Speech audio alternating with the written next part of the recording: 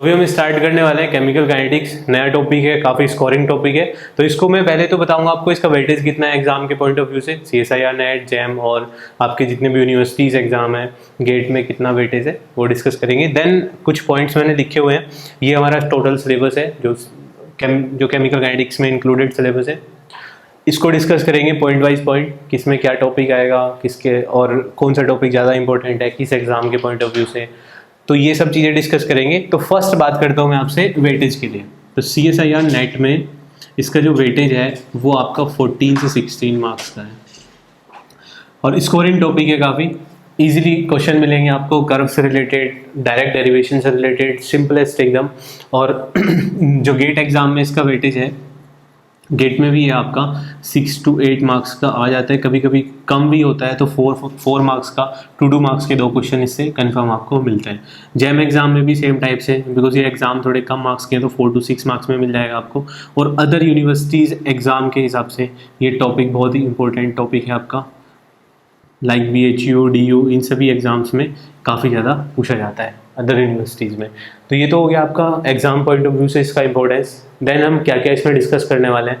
तो फर्स्ट तो हम इसको इंट्रोड्यूस करेंगे टॉपिक को कि वाई केमिकल काइनेटिक्स क्यों पढ़ रहे हैं, रीज़न क्या है, ठीक है, और इसका इंपॉर्टेंस क्या है डेली लाइफ में, जनरली हम इसको क्यों पढ़ रहे हैं, कुछ इसका इंपॉर्टेंस या कुछ इससे एडवांटेज जो मिलेगा उसकी बात करेंगे। नेक्स्ट आपसे जो इसका सबसे बेसिक है रेट लॉ से स्टार्ट करेंगे हम, बिल्कुल ज़ीरो से। Then integrated rate law expression पर जाएंगे। इंटीग्रेटेड रेट लॉ एक्सप्रेशन में हम zero order, first order, second order, third order तक मूव करेंगे। देन मैं आपको एक ब्रॉड एन ऑर्डर के लिए ड्राइव करेंगे इक्वेशन, और वहाँ से हम किसी भी डिफरेंट ऑर्डर्स के लिए 4 ऑर्डर 5th ऑर्डर के लिए एक्सप्रेशन हमारे ड्राइव कर सकते हैं। इसमें और क्या आने वाला है, इसमें आपका रेट लॉ एक्सप्रेशन, साथ में आपका हाफ लाइफ, डिफरेंट टाइप्स के आपके graphs, concentration versus time, concentration versus different parameters में जो भी आपके ग्राफ होंगे वो सभी इस पोर्शन में आने वाले हैं। तो ये पोर्शन आपको क्या इंपॉर्टेंट होने वाला है।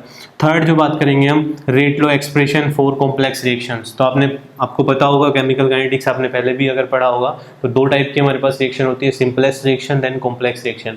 तो सिंपल रिएक्शन के लिए आप रेट लॉ एक्सप्रेशन भी बता सकते हो, आप उसका ऑर्डर भी बता सकते हो, आप उसकी मोलिकुलरिटी भी बता सकते हो, सब चीज़ इजीली डिफाइन हो जाती है। But in case of complex reactions के केस में हमारे पास डिफिकल्टी आती है उसकी मोलिकुलरिटी, ऑर्डर और भी जितने भी पैरामीटर्स हैं रिलेटेड टू केमिकल काइनेटिक्स, उन सभी को प्रेडिक्ट करने के लिए कॉम्प्लेक्स रिएक्शन में प्रॉब्लम्स आती हैं।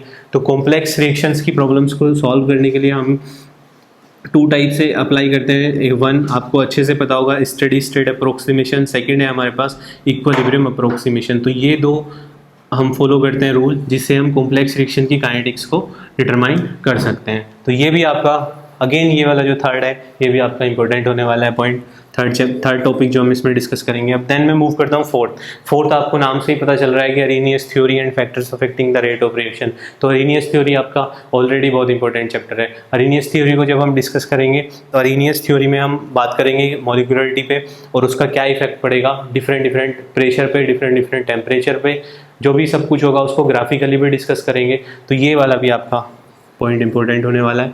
देन हम मूव करेंगे काइनेटिक्स ऑफ फोटोकेमिकल रिएक्शन। होता क्या है कि कुछ रिएक्शंस हमारी फोटोकेमिकली एक्टिव होती हैं जो सिर्फ लाइट की प्रेजेंस में रिएक्ट करती हैं, तो इसमें उन रिएक्शंस का काइनेटिक्स भी हमारे लिए इंपॉर्टेंट है। तो फोटोकेमिकल रिएक्शंस का काइनेटिक्स भी पढ़ेंगे। और इस वाले टॉपिक में, इस वाले चैप्टर में हमारा क्या क्या आने वाला है, इस चैप्टर में मैं आपसे बात करूँगा ज़ेबेलनोव्स्की डायग्राम के बारे में, जो कि एक इम्पोर्टेंट डायग्राम है। वहाँ से हम डिसाइड करते हैं singlet, triplet, non radiative, radiative transition. Then इसमें कुछ लॉज हैं आपके, general mechanism, Grotthuss Draper law, इस टाइप से हम इसको आगे प्रोसीड करेंगे। और देन हम मूव करेंगे रियल में जो इक्वेशंस, जो भी हमारे स्पीसीज हैं जो फोटोकेमिकल रिएक्शन शो करती हैं, उनका कंप्लीट मैकेनिज्म क्या होगा, उनमें किस टाइप से, जैसे चैन प्रोपोगेशन, चैन इनिशिएशन, चैन टर्मिनेशन, तो इस टाइप की जो फोटोकेमिकल रिएक्शन है उनमें ये प्रोसेस होते हैं। तो उन सभी प्रोसेस को डिटेल में डिस्कस करेंगे। देन हम मूव करेंगे collision theory and transition state theory. Again collision theory and transition state theory से आप अगर एग्जाम दे रहे हैं, आप एग्जाम को एनालाइज कर रहे हैं, तो आपको पता होगा कि इन 2 टॉपिक से रिपीटेडली क्वेश्चंस एग्जाम में आते रहते हैं। और इन 2 टॉपिक से क्वेश्चन आपको कभी भी मिलेगा, आपको 4 मार्क्स में क्वेश्चन मिलेगा। डिफिकल्ट बिल्कुल भी नहीं है। हम सबसे पहले इनका बेसिक एजम्पशंस पढ़ेंगे, देन हम मूव करेंगे कि इनका मैकेनिज्म क्या है, मैकेनिज्म के बाद में इनका आउटपुट क्या निकलता है, तो आउटपुट से क्वेश्चन जनरेट होता है।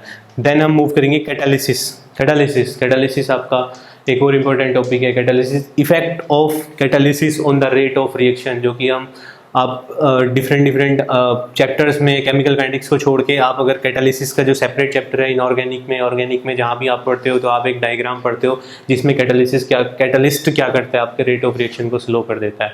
तो उस टाइप के जो कैटलिस्ट होंगे वो क्या इफेक्ट करेंगे रेट ऑफ रिएक्शन में, उस पर बात करेंगे। दैन इसमें एक स्पेसिफिक आपका कैटलिस्ट है एंजाइम कैटालिसिस। एंजाइम कैटालिसिस से क्वेश्चन कंपलसरी आता है, तो एंजाइम कैटालिसिस की बात करेंगे। इसमें काफ़ी सारे आपके ग्राफ्स हैं, उन ग्राफ्स पे डिस्कशन करेंगे, वहाँ से क्वेश्चन कैसे जनरेट होता है उस पर बात करेंगे।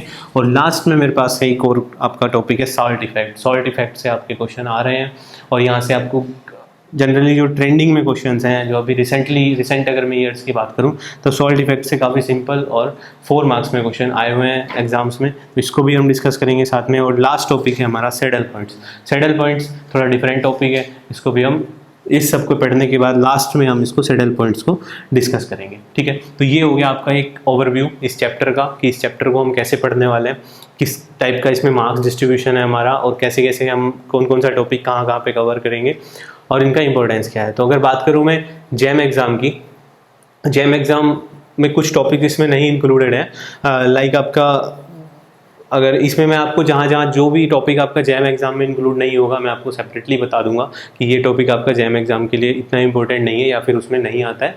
और जो भी बाकी जितने भी एग्जाम्स हैं आपके CSIR, नेट, गेट और अदर यूनिवर्सिटीज़ के मास्टर्स के जितने एंट्रेंस एग्जाम है सब में ऑलमोस्ट सभी टॉपिक कवर होता है। और ऐसा नहीं है कि आप इतने सारे टॉपिक्स हैं तो कुछ डिफ़िकल्टी होगी आपको, बहुत ही ईजी चैप्टर है, पॉइंट वाइज डिस्कस करेंगे, बहुत अच्छे से आपको क्लियर होगा। तो सबसे पहले जो फर्स्ट है इसमें इंट्रोडक्शन। तो इंट्रोडक्शन में मैंने आपसे पहले ही बताया हम क्या डिस्कस करेंगे, why chemical kinetics, chemical kinetics क्यों पढ़ रहे हैं, रीज़न क्या है केमिकल काइनेटिक्स पढ़ने का, क्या ये चैप्टर इतना इंपॉर्टेंट था कि जो हमें पढ़ना पड़ रहा है ये चैप्टर, या जो भी इसके पीछे का हिस्ट्री है केमिकल काइनेटिक्स के पीछे की वो क्या है। तो आपने थर्मोडायनेमिक्स पढ़ा है, थर्मोडायनेमिक्स में क्या होता है, सपोज हमारे पास एक रिएक्शन है, कोई भी हमारी रिएक्शन प्रोसीड होगी तो उस वो रिएक्शन आपकी होगी या नहीं होगी, मीन्स उस रिएक्शन को इजीली नॉर्मल कंडीशंस में एट टेम्परेचर एटमॉस्फेरिक कंडीशन में अगर मैं बात करूं तो वो रिएक्शन प्रोसीड होगी या नहीं होगी। रिएक्शन प्रोसीड होगी, खुद से रिएक्शन प्रोसीड होगी, या फिर आपको एक्स्ट्रा कुछ फोर्स अप्लाई करके रिएक्शन प्रोसीड कराना पड़ेगा, जो कि हमने डिसाइड किया था किससे, delta G factor, Gibbs free energy. Gibbs free energy आपका डिसाइड करता है कि कौन सा प्रोसेस आपका स्पॉन्टेनियस है, कौन सा प्रोसेस आपका नॉन स्पॉन्टेनियस है। तो ये आपने देखा था, तो स्पॉन्टेनियस प्रोसेस जो कि इजीली हो रहा था, नॉन स्पॉन्टेनियस प्रोसेस क्योंकि थोड़ा डिफिकल्टी, आपको कुछ डिफिकल्टी आ रही थी उसको कराने में तो आप उसको एक्स्ट्रा फोर्स लगा के करा रहे थे, ठीक है। देन अभी एक प्रोसेस सपोज हमारा चल रहा है, कंटिन्यू चल रहा है, अब हमें नहीं पता वो कब कंप्लीट होगा, तो हम कैसे कंफर्म करेंगे कि हमें पता करना है कि हमारा A से B एक रिएक्शन है, वो रिएक्शन हमारी चल रही है, तो हम कैसे पता कर सकते हैं उसको कि वो रिएक्शन कब कंप्लीट होगी या वो रिएक्शन कितने टाइम में आपका कंप्लीट होगा। तो इंट्रोडक्शन का पर्पस मेरा यही था यहाँ पे आपको बताने के लिए कि जिससे समझ में आए कि केमिकल काइनेटिक्स की इंपॉर्टेंस क्या है। देन फिर हम उसको स्टार्ट करेंगे, तो हमारे फिर जो जितनी भी हम एक्सप्रेशंस पढ़ेंगे वो उसी के डायरेक्शन में पढ़ेंगे कि हमारा मोटिव क्या था इसको पढ़ने का और ये आपका किस डायरेक्शन में चैप्टर मूव कर रहा है।